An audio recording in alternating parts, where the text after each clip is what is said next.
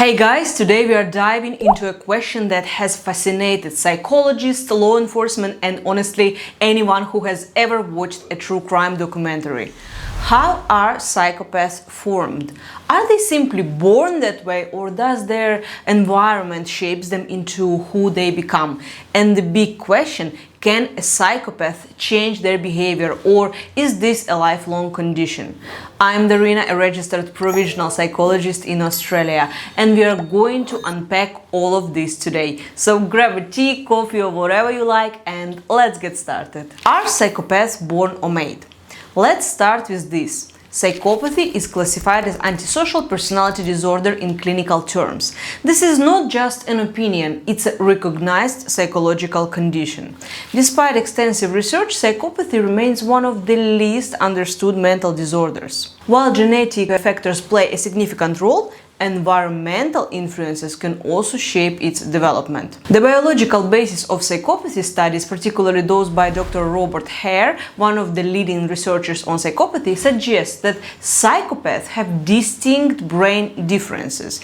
These differences are especially prominent in the frontal lobes, which are responsible for impulse control, morality, and decision making. Brain scans of known criminals have shown lower activity in the amygdala, the part of the brain that processes fear and emotions. This means that psychopaths do not experience fear, guilt, or remorse in the way regular people do. Particularly alarming findings come from brain scans of infamous serial killers such as John Wayne Gacy and Ted Bundy, which revealed reduced activity in the prefrontal cortex, an area associated with poor impulse control and lack of empathy. Additionally, psychopaths tend to have lower levels of cortisol, the stress hormone, and abnormalities in serotonin production, both of which significantly affect emotional regulation. What does this mean in practical terms? When a psychopath commits a crime, they don't feel guilt or anxiety the way a normal person would. A regular person experiences discomfort after making a mistake, which motivates them to correct their behavior. But psychopaths lack this mechanism, making them far more likely to repeat harmful actions. While genetics play a role, environmental factors and upbringing are just as crucial in shaping psychopathic traits. Can upbringing create a psychopath? One common parenting mistake that can contribute to psychopathy is what I call the Buddha fostering effect. This happens when a child is completely shielded from negative experiences. Buddha was raised in extreme luxury, protected from all suffering. While this led him down a spiritual path, in modern psychology, shielding a child from consequences can be dangerous.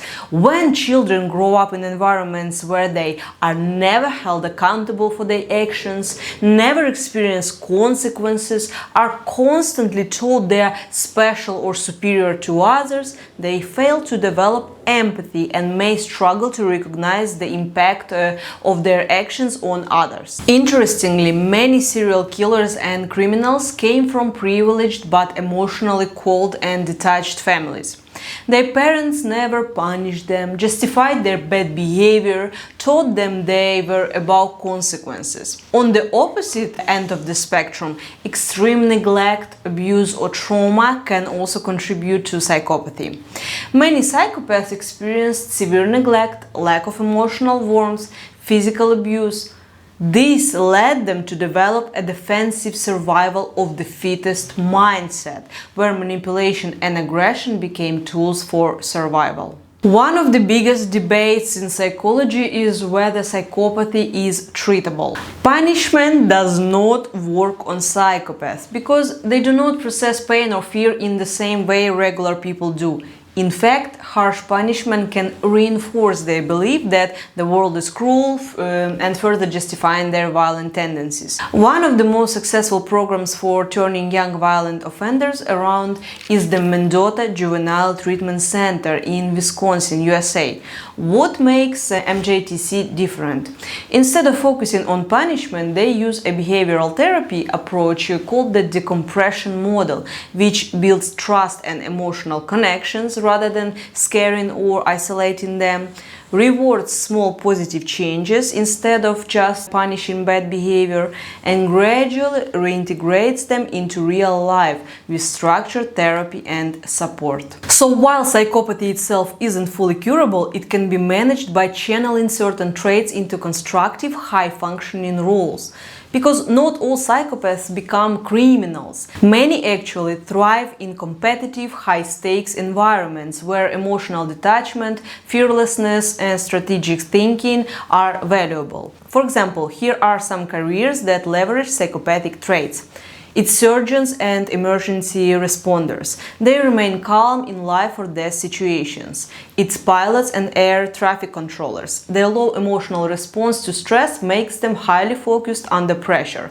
It's law enforcement and military special force. Their fearlessness and ability to take risks make them effective in high-risk operations.